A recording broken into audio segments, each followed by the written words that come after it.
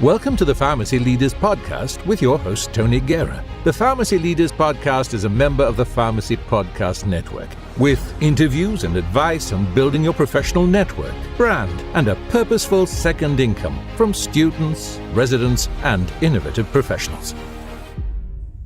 Hi, this is Pharmacy Joe of PharmacyJoe.com and the Hospital Pharmacy Academy, and you're listening to the Pharmacy Leaders Podcast. Welcome to the Pharmacy Leaders Podcast. Tonight, I am with Pharmacy Joe, a doctor of pharmacy and board-certified pharmacotherapy specialist. He's author of A Pharmacist Guide to Inpatient Medical Emergencies. He is the host of the Elective Rotation, a critical care pharmacy podcast, and creator of an online hospital pharmacy academy at PharmacyJoe.com. Joe, welcome to the Pharmacy Leaders Podcast. Thanks, Tony. Thanks so much for having me. I always start off the same just so we can start with a baseline, but you are a leading podcaster. The only podcast I know that has more listens than, or more episodes than you, is the Pharmacy Podcast Network at around 500. How did your leadership road end up here? Well, it's interesting. It was, I'd say, a long road. I started off in community pharmacy. And after a few years, decided that I wanted to try something different. I switched to hospital pharmacy way back in about 2002 and practiced in hospital pharmacy, moved my way through staff pharmacist, OR satellite pharmacist, clinical pharmacist focusing on med rec, and then into a position about, I would say, 6 years ago, focusing in critical care.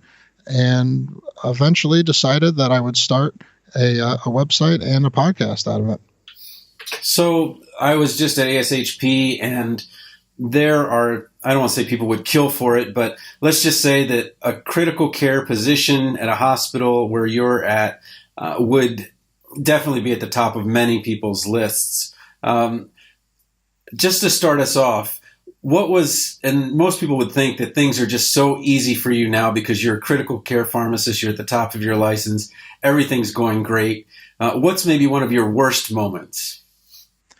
I would say I really struggled at that transition point when I was going between staff and clinical pharmacist. I didn't have a lot of direct training on how to move through those roles. I did not do a residency. I was at the same hospital, moving from staff to clinical. And I remember very clearly asking a provider to reorder a patient's ACE inhibitor. And he said to me, well, what's the creatinine? What's the potassium? What's the blood pressure? And, it kind of hit me at that point, like, wow, now I'm up here on the floors. I have access to all of the patient's medical record, and I'm expected now to incorporate all that into my decision making. And that was, I'd say, really the beginning of me doing some intentional learning on exactly how I should be acting as a pharmacist in that role. Yeah, I think I just saw a survey. It was on Twitter yesterday, iForum or something like that, put it up there saying, what do we call a pharmacist that has clinical training? And about 60% agreed clinical pharmacist. Number of people said just pharmacist. And so how does someone make the transition, not only in their mind, but with the staff on the floor to say, oh, the clinical pharmacist is here, I can ask them this level of questions versus maybe somebody that's working more in a dispensing role? I'd say it really is first and foremost about that mindset. And it is something that is different than just you're looking at an order at a single point in time in the main pharmacy. You're taking the whole patient into account. You're doing what I call due diligence, researching not just the focus of your question, but you're backing up a couple levels, finding out who this patient is, why they're here, and then you're taking all of your knowledge to help whoever is asking you for advice to do the best thing possible for the patient.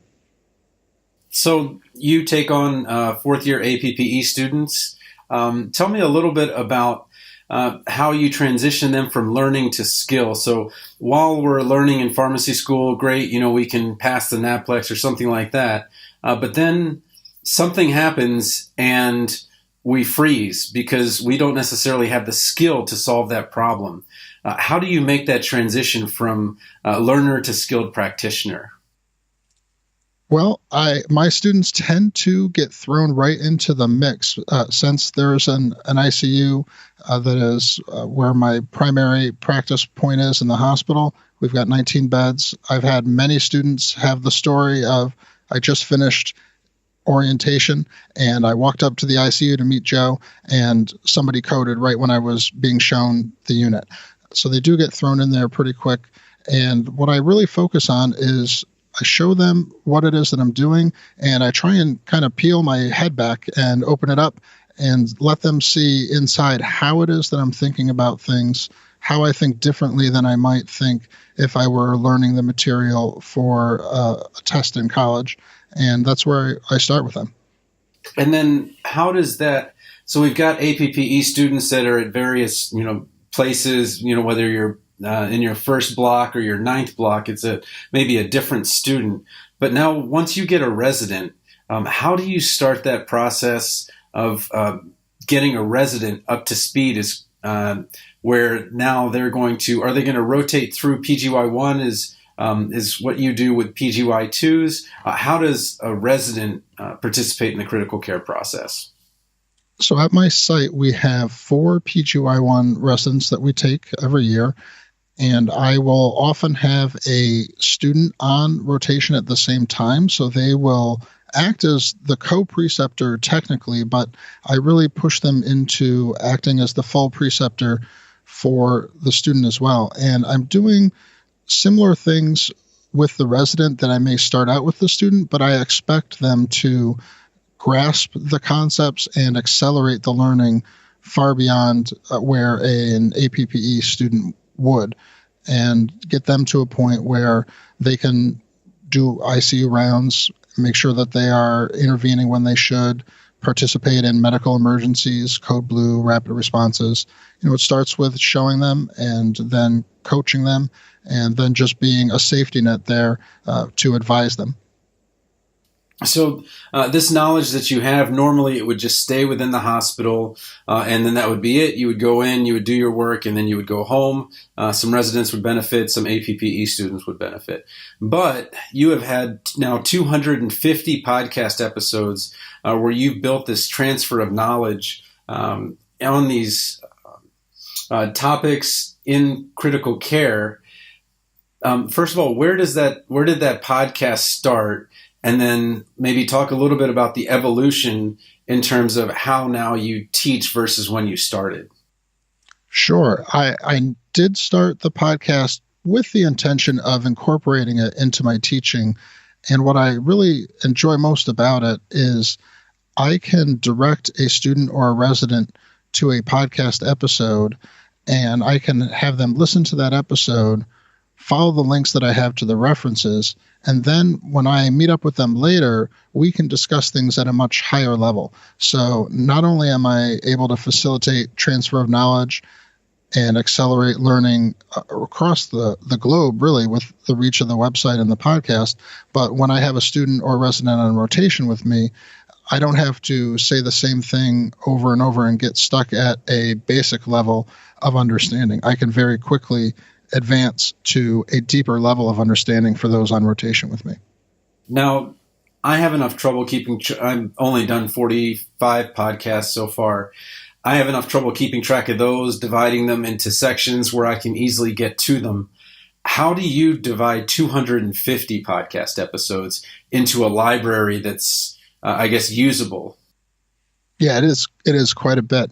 I do have a structure to the podcast where every even numbered episode is going to be a topic that is a resource or drug information question or a recent journal article. And then the opposite numbered episode is going to be, at this point, a 1 minute or 1 to 2 minute breakdown of one critical care pharmacy concept that I share. So I do kind of, I've recorded them all. I've referenced them a bunch of times. I am just kind of pulling them off the top of my head most of the time when I'm talking to them the student about them or asking them to research something. I do have one of my episodes, episode 100, where I have the 4 episodes that I have every student or resident listen to prior to coming on rotation from me. And that includes my workflow, a little bit about ICU rounds, preparing for ICU rounds, and communicating with providers and other practitioners. Okay, yeah, I ran into that too. So I have an academic APPE, so non-patient care, but if a student comes in middle of the semester, maybe they'll teach cardiology and endocrine, but a student might ask about GI, so they still have to know GI. And I'm finding that it is easier to give them, okay, well, and for me it would be YouTube videos. Here's my 2 hours of YouTube videos on the top 200. You have to know these before you get here. Otherwise, you're going to lose all credibility if they ask you something that's related and you can't answer it. So it makes sense for the podcast, but tell me a little bit about the book. Now, how is the book that you wrote? I know some of it incorporates some of your podcasts, but what made you switch from, okay, I'm giving these 7-minute updates to a book? Because a book is a lot of work for someone that's already pretty busy. Yeah, absolutely. So one of my passions is teaching pharmacists and students how to respond to inpatient medical emergencies, code blue or rapid response calls in the hospital when a patient's crashing. And I like to show pharmacists how they can have a unique role there that's different than a nurse, different than a doctor, and can really elevate the care that's given to the patient in that setting. So most of my early episodes on the podcast were essentially what I turned into chapters to the book. I expanded on them more, changed them into book format, added a bunch more information, but really the template was there because I was just doing really a stream of consciousness with the podcast about what I was interested in. And then I look back, and after a couple dozen episodes, I had the template really for the book. So is there another book coming, or is that it for right now? I've got so many titles that I'm thinking about doing. It's just at this point for me, it's a matter of the time. Yeah, no, I understand exactly where you are. I'm on chapter 3 of my book, which I've been on for, almost 5 months now. So it's a little bit frustrating. But again, maybe we'll figure out some way to break through the I don't know what it is about that maybe second book or third book where you've got this content, you want to develop it into that kind of next step, and then it's just, how do we find the time to do it? So, but you did find time to create, is it a video series or an audio series for the Academy?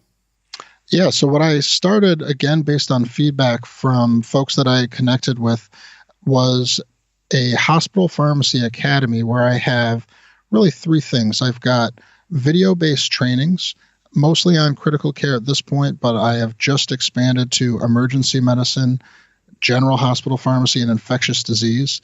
And the video-based trainings, really depending on the topic, are anywhere from 5 to 60 minutes. It really depends how long it takes to get the skill across. Then I do a weekly literature digest for my members, and I am summarizing the notable pharmacy literature that has been published in the past week. I look at about 24 sources of literature to come up with that summary. And then finally, there's the forums where these private members-only forums, folks can connect with me there, and they can ask me and other members questions that they have about practice in critical care or hospital pharmacy. So as a nation, pharmacy nation tends to be a little more on the introverted side. Besides you and Helix Talk, I'm not familiar with many other pharmacy clinical podcasts or sources of information that are audio, something that we could listen to. Why do you think that we've got, 300,000 of us across the country? Why do you think we're not hearing more from pharmacists that are in clinical settings? That's a good question. I would put it down probably to imposter syndrome, which is that voice on your shoulder that's telling you who are you to start a podcast? Who are you to share your message with the other 300,000 pharmacists out there? And I was lucky when I was thinking about starting the podcast. I listened to a lot of folks talk about imposter syndrome, and so much so that it's just something I didn't have to worry about because I had rationalized myself out of it. But I would bet that it's not the technology. The technology is relatively simple.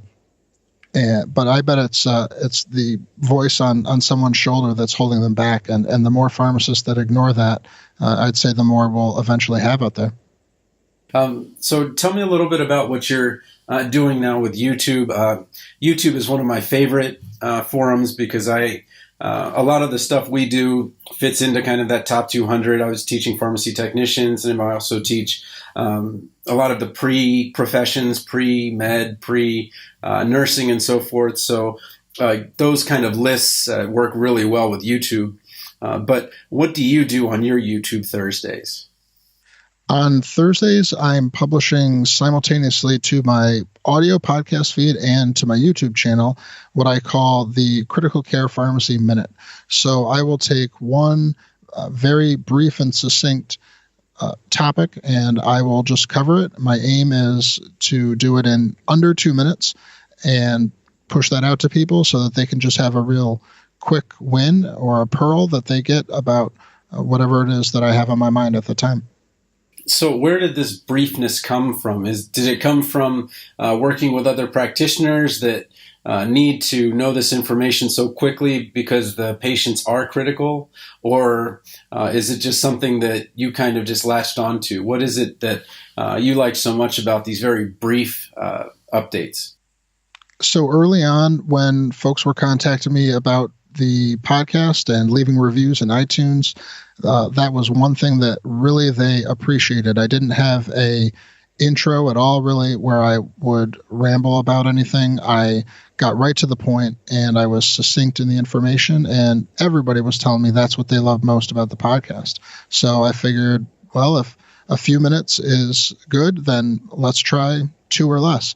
And I got some great responses for that too, so I kept with it. Yeah, I know YouTube has 2 searches. One is under 4 minutes and something is over, I think, 20 minutes or something like that. But people search by under 4 minutes. So that's definitely under there. But I wanted to take a little turn to kind of push your IT knowledge. I met with Tina Moen from IBM Watson at ASHP. I don't know her. I just met her. And she's like, well, I'm a pharmacist and I work with IBM Watson. And that was something that was a little bit of a surprise to me because I just got my Master of Human-Computer Interaction, so I can speak a little bit to AI and just knowing what's going on with it. What can you tell me about technology or AI or things that you see coming down the pipe that maybe other people don't know about already? I'm most excited about using the mediums that we currently have to aid in that knowledge translation, especially when there's new information that has been published. And, the typical length that people quote, I think, is somewhere from 10 to 15 years for that new clinical information to be brought to the bedside. So I like the idea of using mediums that we have now, like YouTube, like iTunes, Twitter, to get out that new information, start a conversation about it. And I really liken it to, we all have these conversations in the hallway, in the office, in the main pharmacy with other pharmacists where we pick up little tips and tricks, but we're all connected now through all these mediums. And I liken, what we're doing on these platforms to just expanding the reach of these small conversations. There was a book called Rise of the Robots, and it was talking a little bit about how AI was coming to be. And one of the stories in there was about cobalt poisoning from hip replacement and how the doctor actually solved the problem because they had seen an episode of House. But that would have been something that maybe, big data would have picked up on. But I think more globally, can you tell me a little bit more about the foam ed movement? I see it come and go, and I'm just not really in that group, but I feel like that's kind of is it reserved for emergency medicine or critical care? That's where I tend to see it the most.